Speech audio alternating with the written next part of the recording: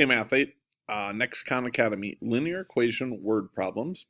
So right here, ever since Renata moved into her new home, she's been keeping track of the height of a tree outside her home. The variable h, that would be this variable right here, models the height of the tree, t years since it was planted.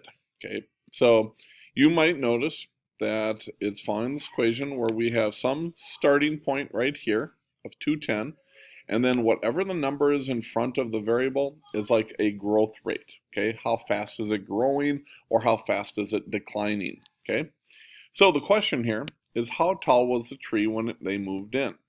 How tall it was when they moved in is the starting point. The starting point is always the number that's by itself, not with a variable. So it is just simply 210. Yeah, it's that easy when they want the starting point. Okay, let's try another one. Agent Hunt is transferring classified files from the CIA mainframe to the flash drive. The variable S models the size of the file. So this is how big the overall file size will be. T seconds after it transfers. So here's your T seconds.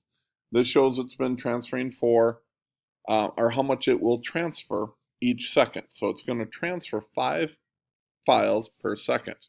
So the question here is, how many megabytes does he transfer after 10 seconds? Okay, so this was our starting point, but it has nothing to do with how many it will transfer after 10 seconds.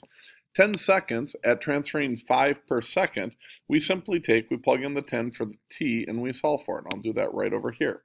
We take the 5 times the 10, and that equals a transfer of 50 files. That's how much he can do in 10 seconds. The overall I know would be a different number, but the change in this was just 50 megabytes. So that's how you work with that. This is how much it's changing, and this was a starting point right here. Hopefully it helps. Good luck, guys. Bye-bye.